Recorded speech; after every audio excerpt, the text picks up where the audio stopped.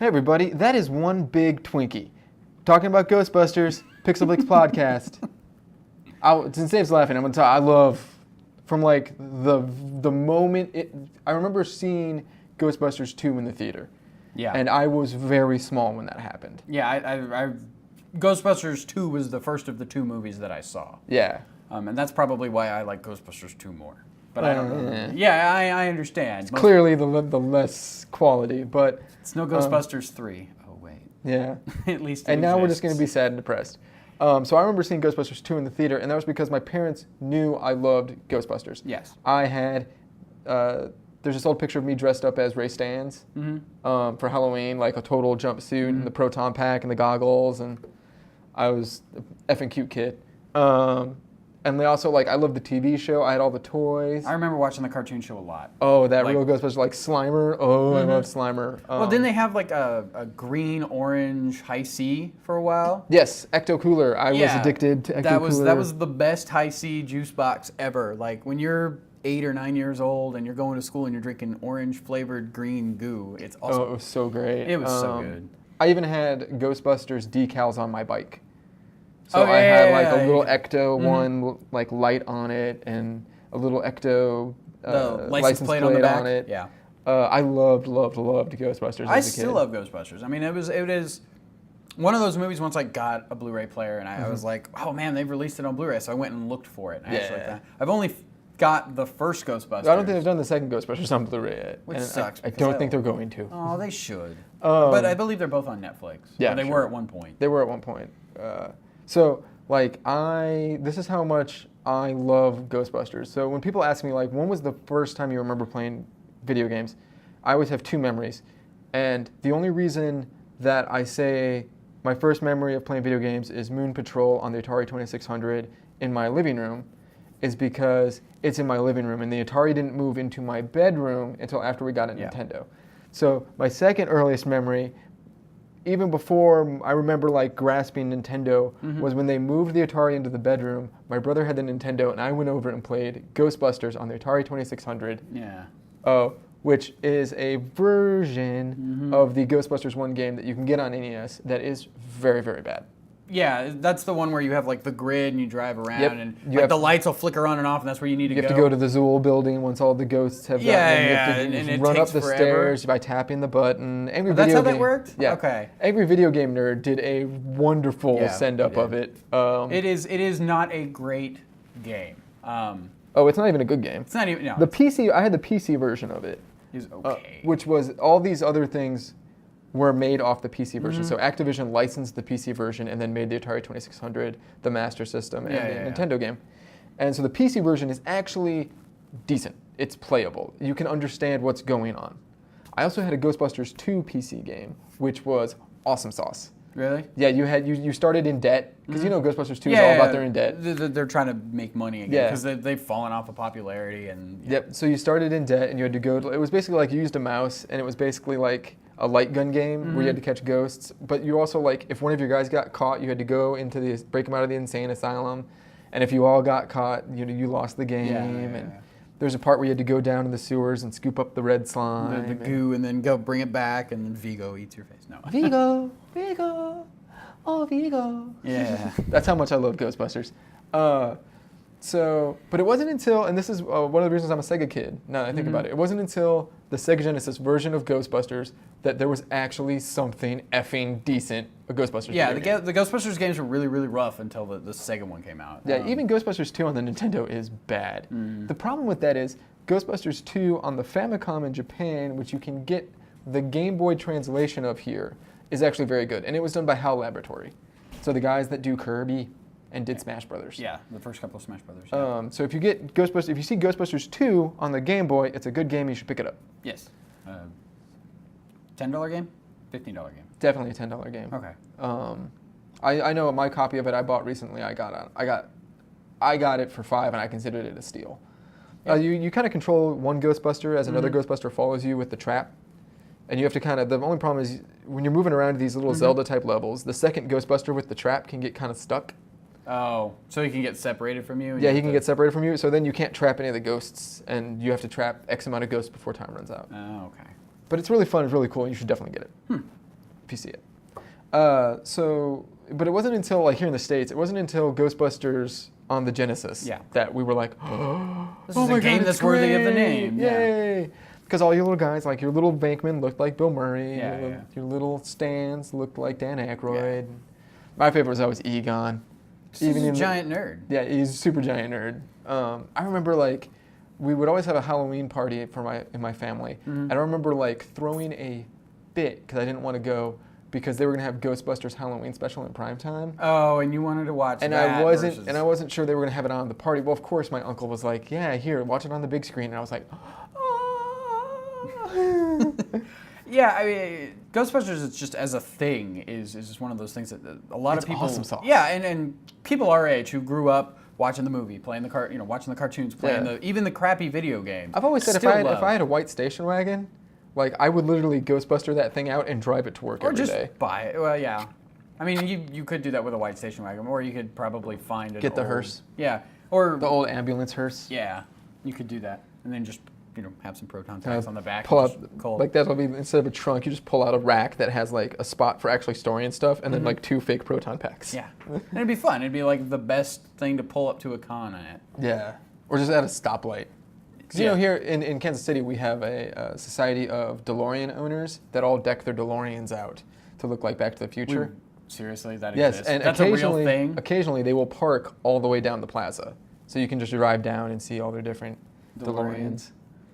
I would say Back to the Future and Ghostbuster fandom are like pretty neck and neck. Yeah, and that makes sense because the video games also kind of suck. Yeah, it wasn't until like the Japanese Back to the Future 2 game that we got a good Back to the Future game, and now it wasn't until the Sega Genesis that we got a Ghostbuster game. Yeah, but just I don't know.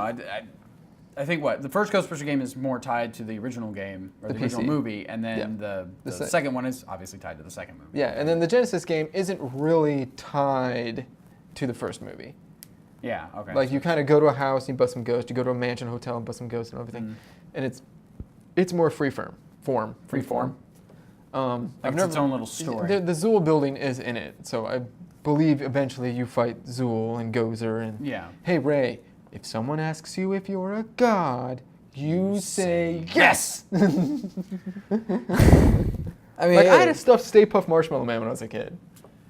Like Ghostbusters is something like every October. I'm like, I'm watching. Like I'm gonna watch Ghostbusters.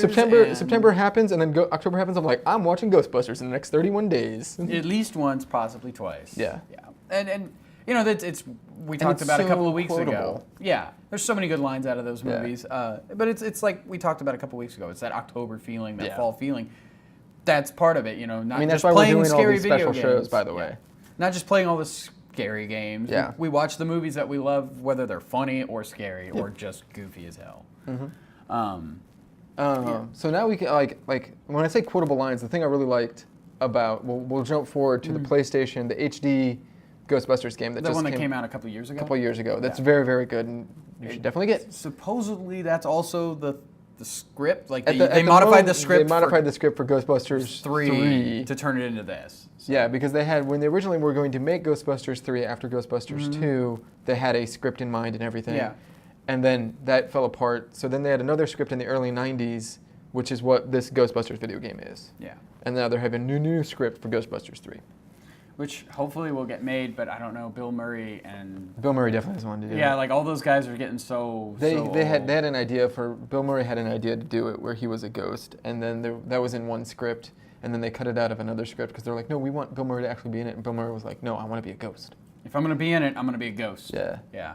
I mean, and I don't know if you could get all those actors together again to do this. Well, Harold Ramis, and even how they would do it. After seeing Harold Ramis in both the Ghostbusters Blu-ray special features and in Orange County, dude's put on a little bit of weight. And so is Dan Aykroyd. He's in. Well, Dan Aykroyd, you've seen a lot more of because he was in a couple other movies. Well, and Harold Ramis is more of a writer, so But I mean, I would like to see how they would do it. I think maybe they would be Winston still looks buff. I saw him in Oz. Yeah, well, because it's Winston. Yeah, Winston. I love that line. I've only worked with these guys for 3 months, and I have seen shit that will turn you white. Again, more stuff out of the first movie which as a kid, I had no clue why that line was so funny, and everyone was laughing at it. Now as an adult, I totally know. You understand, yeah, and you see the movie differently than you would have than we did when we originally watched the first one is so quotable. Like, yes, Your Honor, it is true. This man has no dick.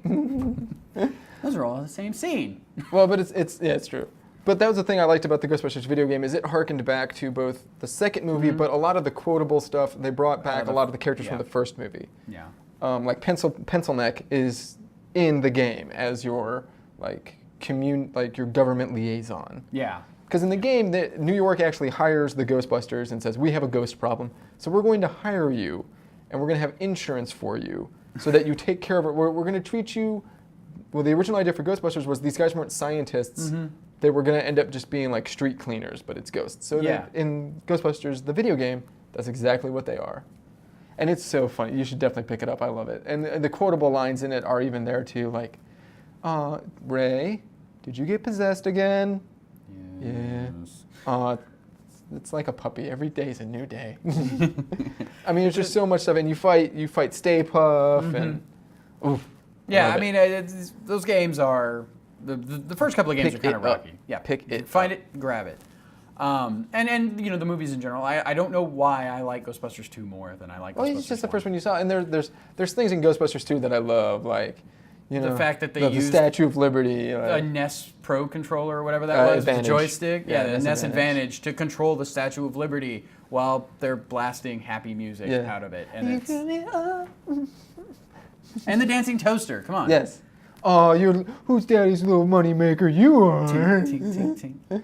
It was. I mean, yeah. It was one of my favorite movies from when I was a kid. I mean, right up there with that.